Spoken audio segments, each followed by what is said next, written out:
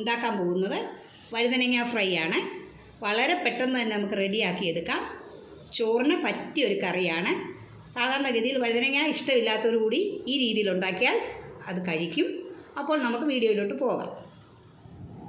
അപ്പം ഫ്രൈ ചെയ്യാനുള്ള വഴുതനങ്ങ ഞാനിവിടെ എടുത്തു വെച്ചിട്ടുണ്ട്. ഈ സൈസിലുള്ള ഒരു വഴുതനങ്ങയാണ് ഞാൻ എടുത്തു വെച്ചിരിക്കുന്നത്. നിങ്ങൾക്ക് വേണമെങ്കിൽ ചെറിയ സൈസിലുള്ളതും എടുക്കാം. അപ്പോൾ ഇനി ഇത് കട്ട് ചെയ്യേണ്ട ആവശ്യമുണ്ട്. ഞാനിത് കട്ട് ചെയ്തുകൊണ്ട് വരാം. വഴുതനങ്ങ അരിഞ്ഞു വെച്ചു. ഈ ഒരു കനത്തിൽ ഏകദേശം ഒരു 1/4 ഇഞ്ച് കനത്തിൽ വഴുതനങ്ങ ഏത് ഷേപ്പ് വേണമെങ്കിലും നമുക്കറിയാം. ഞാനിപ്പം ഈ റൗണ്ട് ഷേപ്പിലാണ് അരിഞ്ഞത്. ഇനിയും നമുക്ക് ഇതിൽ കുറച്ച് മസാലയൊക്കെ പിടിപ്പിക്കേണ്ടതായിട്ടുണ്ട്. അതിനായിട്ടുള്ള മസാലയൊക്കെ എടുക്കാം. ഇതിലേക്ക് 2 ടീസ്പൂൺ മുളക് പൊടി. ഞാൻ സാധാരണ മുളക് പൊടിയാണ്. കാശ്മീരി മുളക് പൊടിയാണെങ്കിൽ നമുക്ക് 3 ടീസ്പൂൺ വരെ എടുക്കാം. പിന്നെ എരിയുടെ ഇഷ്ടത്തിനനുസരിച്ച് ഒരല്പം കൂട്ടുകയോ കുറയ്ക്കുകയോ ഒക്കെ ചെയ്യാം.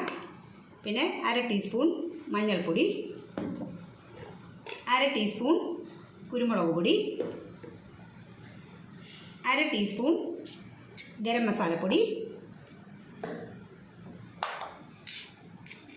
പിന്നെ വേണ്ടത് ഒരു 1/4 ടീസ്പൂണോളം കായപ്പൊടി. ഇനി പാകത്തിന് ഉപ്പ് ചേർക്കാം. ഉപ്പ് നമ്മൾ മീനിലൊന്നും ചേർക്കുന്ന അത്രയും ചേർക്കല്ലേ. വഴുതനങ്ങയ്ക്ക് എളുപ്പം ഉപ്പ് പിടിക്കുന്നതാണ്. അതുകൊണ്ട് കുറച്ച് ഉപ്പേ ചേർക്കാവൂ.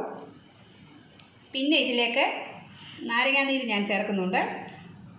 ഒരു ചെറിയ പുളി എനിക്കിഷ്ടമാണ്. നിങ്ങൾക്ക് അത് ഇഷ്ടമില്ലെങ്കിൽ അത് ഒഴിവാക്കാം. ഞാനിവിടെ 1/2 നാരങ്ങ പിഴിഞ്ഞ് നീരെടുത്ത് വെച്ചിട്ടുണ്ട്. അതൊഴിച്ചു കൊടുത്തു. പിന്നെ കുറച്ച് വെളിച്ചെണ്ണ ഒഴിച്ച് കൊടുക്കുകയാണ്. എന്നിട്ടൊന്ന് കുഴച്ച് നോക്കും. നമുക്ക് വെളിച്ചെണ്ണ ഞാൻ ഒഴിച്ചത് ഈ കുഴയ്ക്കാൻ മതിയാകില്ലെങ്കിൽ ഒരല്പം കൂടെ വെളിച്ചെണ്ണ ഞാൻ ഒഴിച്ച് കൊടുക്കും. വേണമെങ്കിൽ നിങ്ങൾക്ക് ഒരല്പം വെള്ളം കൂടെ ചേർത്ത് കുഴയ്ക്കാം. ഞാനിവിടെ വെളിച്ചെണ്ണയ്ക്കകത്താണ് കുഴയ്ക്കുന്നത്.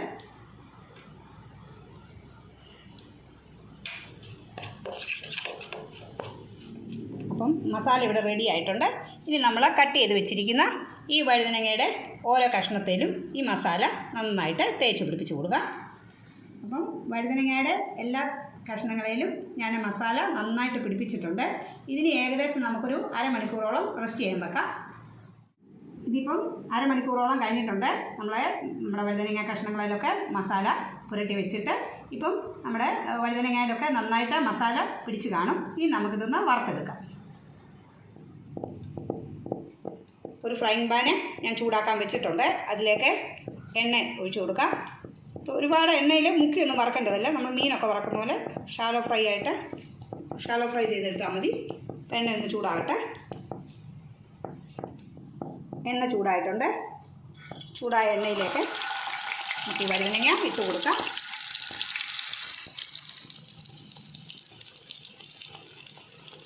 ഇത് ഒരുപാട് അങ്ങ് തിക്കി ഇടണ്ട. എനിക്കിപ്പോൾ ഈ ഫ്രൈങ് പാനിനകത്ത് 4 എണ്ണം ഇടാനുള്ള സ്ഥലമേ ഉള്ളായിരുന്നു. അപ്പം അതിനാവശ്യത്തിന് സ്ഥലമുണ്ട്. ഒരുപാട് അങ്ങ് തിക്കി ഇടണ്ട. ഇതിനെ ഒന്ന് വേകട്ടെ. ഒരു വശം നന്നായിട്ട് മുരിഞ്ഞിട്ടുണ്ട്. ഞാൻ ഒന്ന് മറിച്ചിടുകയാണ്. ഇങ്ങനെ കറുത്ത കളറുള്ളത് ഇത് കരിഞ്ഞതല്ല, ഇതിൻ്റെ മസാല മൂത്തതാണ്. നിങ്ങൾക്ക് ഇത്ര മൂക്കത്തായെങ്കിൽ കുറച്ച് സമയം കൂടെ മുമ്പ് നമുക്കിത് തിരിച്ചിടാം. ഇവിടെ മക്കൾക്കൊക്കെ നന്നായിട്ട് മുരിഞ്ഞ് കറുത്തിരിക്കണം. അതുകൊണ്ടാണ് ഞാൻ ഈ ഒരു പരുവത്തിൽ എടുക്കുന്നത്. വഴുതനങ്ങ റെഡി ആയിട്ടുണ്ട്. ഞാനിത് എടുക്കുകയാണ്. ഇതുപോലെ ബാക്കി എല്ലാ കഷ്ണങ്ങളും ഞാൻ വറുത്തെടുക്കാൻ പോവുകയാണ്.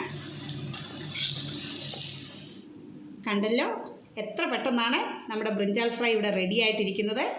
ചോറിന് പറ്റിയൊരു കറിയാണ്. എല്ലാവരും ഒരു പ്രാവശ്യമെങ്കിലും ട്രൈ ചെയ്ത് നോക്കണം.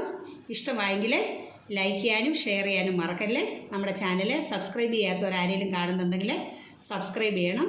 അതുപോലെ തന്നെ നിങ്ങളുടെ നിർദ്ദേശങ്ങളും അഭിപ്രായങ്ങളും അറിയിക്കാൻ മറക്കരുത്.